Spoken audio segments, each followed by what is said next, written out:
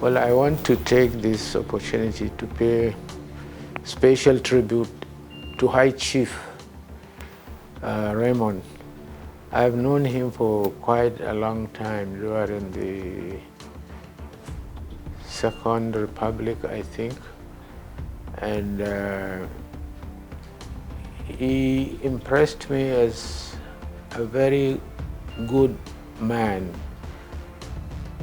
He's a very entrepreneurial person. He is very kind. He is also very, very friendly with people. He is hardworking, and he has a very good belief about this country. I interacted also with him politically, and I know that his passion for this country is very, very great. He loves Nigeria, and he is always prepared to work for Nigeria.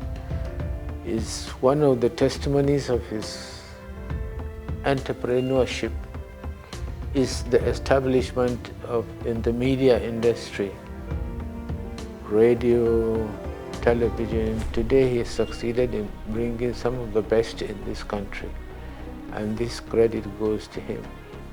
And he has gone through some tough time, tough decisions, but he has always remained his very good self, the very good chief that I know. He is he works very hard, and he is very good with his subordinates too. He supports his subordinates. This is one good thing I like about him.